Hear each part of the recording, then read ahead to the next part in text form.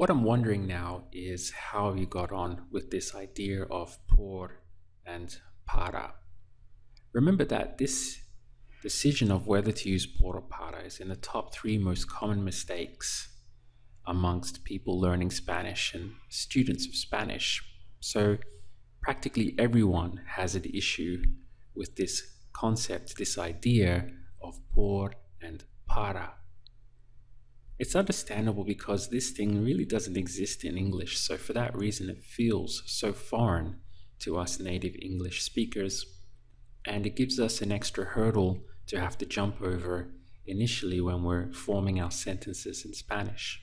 It takes time to develop an intuition for it, and that word intuition is very, very important because even though I've given you a lot of rules for when to use por and when to use para, the more you repeat the drills and think about it for yourself, the more you're going to forget those rules and replace them with your own intuition.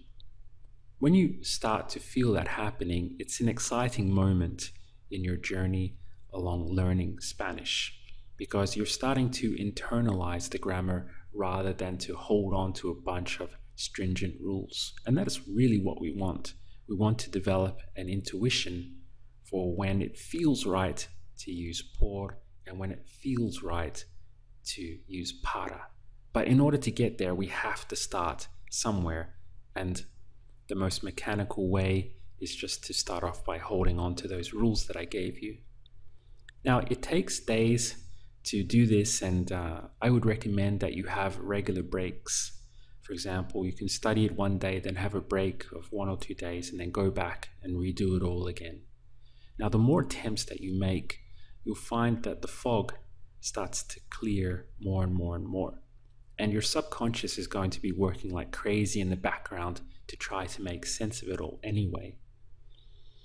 Now, even entire books have been written on the topic of por and para, and we've spent between, say, an hour and a half of video time on the subject.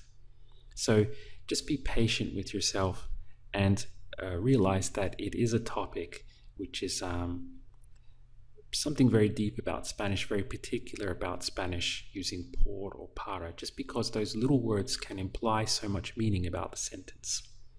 Lastly, what I would recommend that you do is a lot of self-practice in English.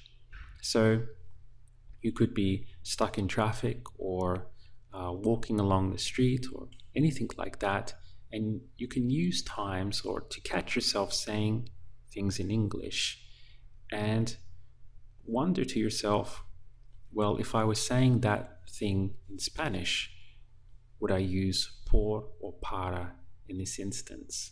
So you're constantly asking your mind to develop this intuition for por and para. You'll find with time that it really does become something automatic and intuitive.